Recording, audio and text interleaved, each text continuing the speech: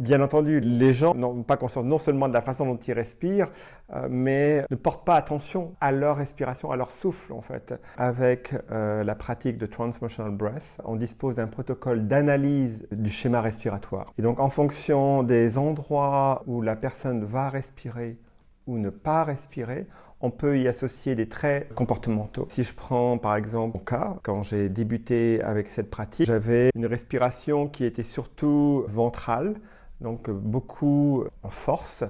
Donc j'étais le reflet de quelqu'un qui a beaucoup de volonté, mais qui en même temps avait du mal à concilier ça avec ses aspirations peut-être profondes et ses sentiments.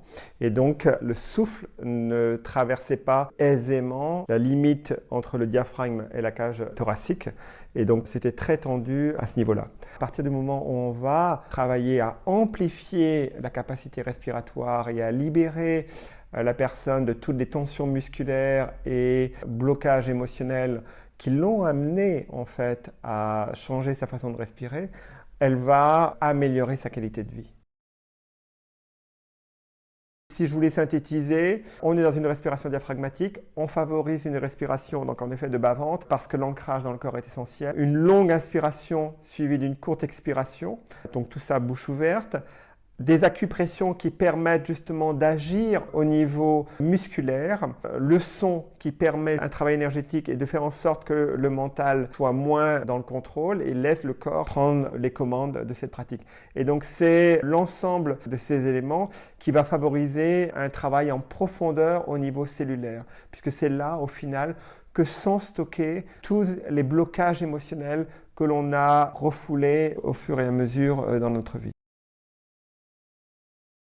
Dans cette pratique, on va insister sur la longueur de l'inspire. On va faire une très longue inspiration qui va durer à peu près 3 temps, suivie d'une courte expiration qui dure à peu près 1 temps. En fait. Et ça, sans faire de pause. Donc, on va faire comme ceci.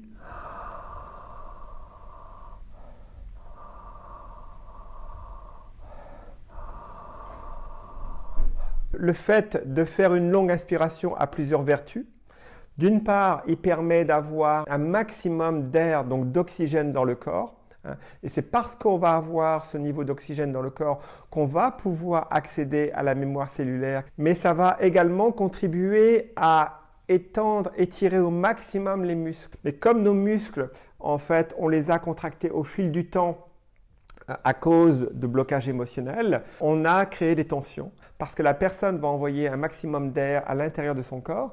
Comme le praticien va appuyer sur des parties musculaires où il sent des tensions, l'effet combiné des deux va faire que progressivement le muscle va reconquérir son élasticité et ainsi va reconquérir de sa capacité. Donc voilà déjà pour au niveau du souffle.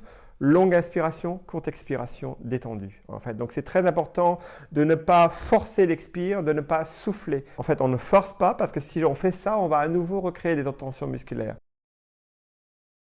Donc une séance individuelle, comment ça se passe? On va d'abord commencer par accueillir la personne. Donc déjà, si c'est un premier rendez-vous, voir qu'est-ce qui l'amène en fait à envisager un travail avec la respiration, comment elle se sent actuellement d'un point de vue émotionnel, d'un point de vue physique. On va présenter comment se déroule une séance, que je vais vous faire maintenant. Et ensuite, on va notamment amener la personne à identifier une intention pour cette séance. Donc, une première séance, on va systématiquement analyser le schéma respiratoire de la personne. Et ça, c'est un premier point qui est essentiel, c'est-à-dire qu'on est dans une pratique où on met l'attention sur la destination qu'on veut atteindre en fait. C'est-à-dire qu'on est vraiment dans une approche de psychologie positive. Après les intentions, on va commencer en fait la séance pour activer un peu ce qu'on appelle la Kundalini. La Kundalini, c'est l'énergie qui circule tout autour de notre colonne vertébrale. Si on est en séance individuelle, ça va se passer allongé sur un tapis et la personne va un peu marcher tout en étant au sol et en même temps bouger les bras. C'est ce qui va permettre de faire circuler l'énergie et en même temps de favoriser que l'énergie descende dans le bas du corps. On va avoir une phase de respiration active où le praticien va justement intervenir en faisant des acupressions, en guidant la personne, en citant des affirmations, c'est-à-dire qu'à chaque fois que l'on fait des acupressions, on cite en même temps des affirmations qui sont positives. Et donc l'objectif, c'est de permettre une reprogrammation du mental dans une énergie positive. Durant cette phase active, je peux demander à la personne qui respire de temps en temps de faire du son et du mouvement. Donc je vais lui demander de taper des poings et des pieds en fait pour permettre au corps de quelque part changer l'énergie et en même temps retrouver une certaine énergie. Donc ça va permettre au corps qui s'emballe un peu et avec cette énergie-là, dès que la personne aura arrêté ce mouvement et ces sons, en fait, le corps va respirer tout seul, comme s'il était un peu en pilotage automatique. Et c'est ça, ce vers quoi on va arriver. Donc cette phase, elle dure à peu près 40 à 45 minutes. Et puis, on va terminer la séance sur une phase un peu plus douce. Donc, une séance dure à peu près 55 à 60 minutes. Et ensuite, on ramène la personne à elle et on a un petit entretien de débrief pour que la personne partage en fait ce qu'elle a vécu durant cette séance et éventuellement qu'elle pose des questions.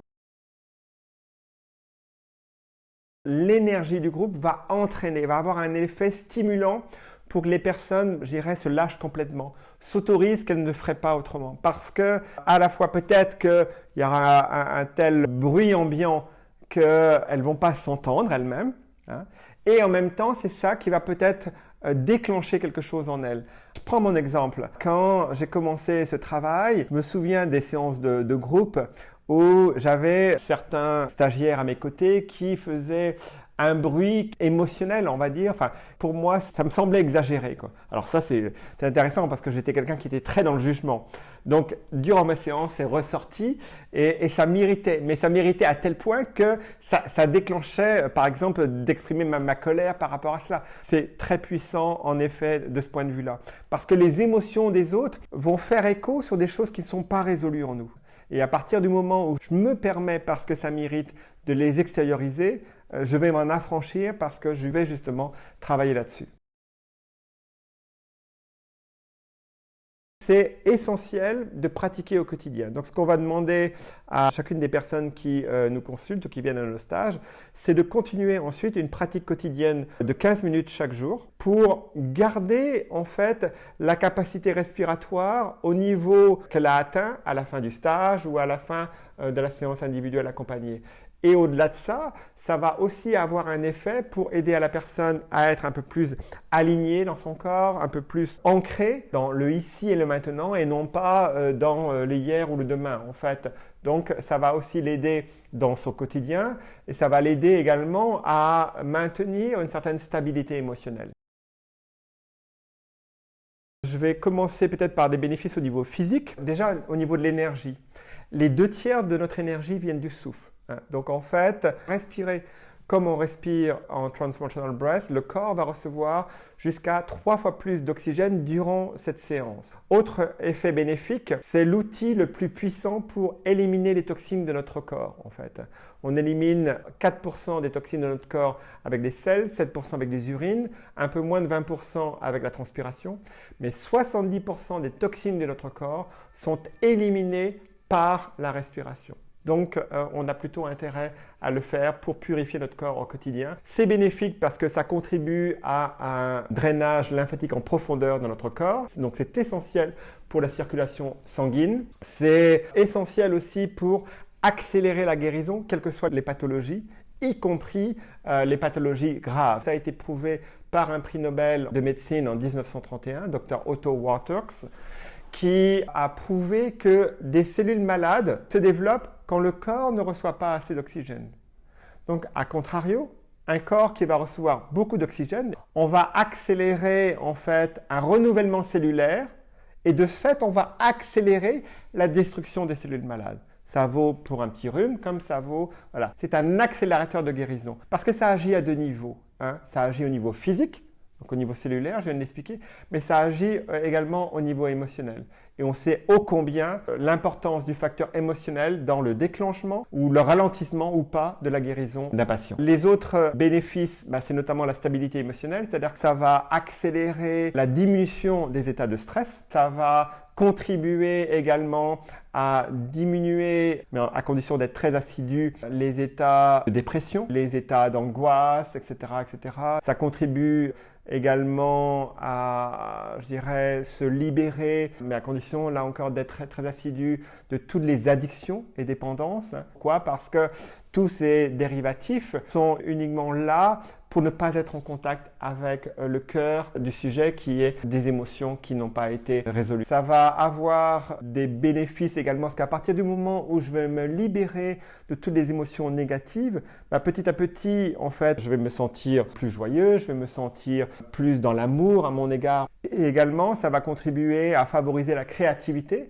parce qu'à partir du moment où je me libère de tout ce qui m'encombre négativement, je m'ouvre à d'autres perspectives, je favorise ma capacité créative. Ça ouvre à une dimension spirituelle puisque ça permet justement d'être déjà plus dans le présent, ici et maintenant. Et en même temps, durant les séances tout au moins, ça permet en fait des connexions avec des états de conscience plus élevés que soi-même. Je me souviens, il y a 13 ans de cela, en fait, quand dans mon ancienne carrière, donc j'ai été muté pour être expatrié en Australie. Donc j'avais fait toute une carrière de directeur financier et je me projetais, ça va être quoi l'étape d'après cette expérience en Australie? Et donc je me projetais forcément sur un poste, ça va être direction générale. Et à l'époque, c'était vraiment l'ego et c'était quelque chose qui était sincère, qui était juste pour moi. Et puis, arrivé là-bas, donc en fait, ma période de vie a été très riche à plein d'égards, mais ça a été une période où je me suis investi vraiment à fond dans plein d'expériences de développement personnel. Et plus j'étais dans ces stages, plus je me disais, mais ça c'est la vraie vie, on aide les gens à aller mieux. Et en même temps, je me suis rendu compte que je commençais à avoir un autre regard sur le monde de l'entreprise. Et c'est à la suite d'une semaine d'une retraite formation sur la respiration Rebirth que j'ai vraiment eu une prise de conscience, je veux aller vers un métier de l'accompagnement, je veux aider les gens à aller mieux. Et donc ça me semblait vraiment juste. Et donc c'est à ce moment-là que quelque part tout, on va dire l'ego, je ne sais pas s'il est tombé, mais il a été réajusté. Ce travail a été possible grâce à la respiration parce que je me suis libéré d'un certain nombre de choses qui ont conditionné ma vie, c'est-à-dire que toute ma vie, ma carrière précédente, en fait, elle était un peu en réaction par rapport à, je dirais, mes origines familiales. Donc, j'avais des comptes à régler par procuration certainement, qui ont quelque part guidé toute ma trajectoire professionnelle. Et à partir du moment où j'ai fait ce travail en profondeur avec le souffle, je me suis libéré de toutes ces notions de jugement, de honte aussi, qui quelque part avaient une influence sur mes choix de vie. Et donc, de ce fait, je me suis senti libre. Et donc, naturellement, c'est mon cœur qui m'a dit, voilà, tu vas aller vers un métier de l'accompagnement. Et ça me semblait juste. Donc, je peux dire qu'à ce moment-là, ça a eu un vrai impact sur l'ego parce que l'ego a été transformé grâce à ce travail-là. Et en parallèle, en effet, les peurs, c'est très juste parce que moi, imaginer en fait me mettre à mon compte, c'était inconcevable. Je veux dire, mes parents étaient à leur compte, ça m'a marqué de la difficulté aussi d'être à son compte et c'était inenvisageable de quitter le salariat tout au moins dans mon mental. Et donc tout le travail que j'ai fait avec le souffle m'a permis justement de me libérer d'un certain nombre de mes peurs et de m'autoriser à écouter mon intuition pour m'autoriser à aller vers là où je ne serais pas allé autrement. Et donc de ce fait, à ne plus laisser mon mental me manipuler avec des peurs qui étaient quelque part fabriquées par mon éducation, mon parcours de vie jusqu'alors.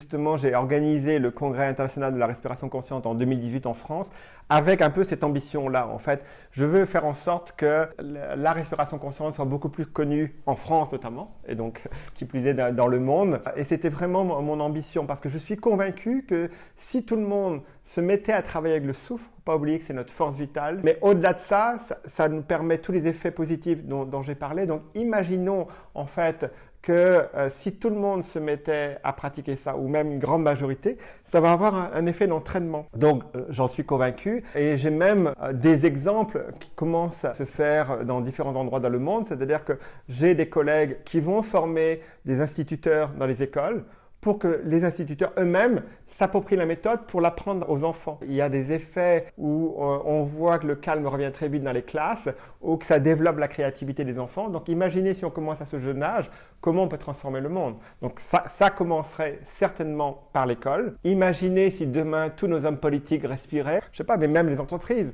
Avant chaque comité de direction ou avant chaque conseil des ministres ou quelques grandes organisations, etc., si on pouvait instaurer un peu que chacun se centre, etc., et fasse ce travail-là, alors personnel, mais après en collectif, c'est évident que ça aurait un effet.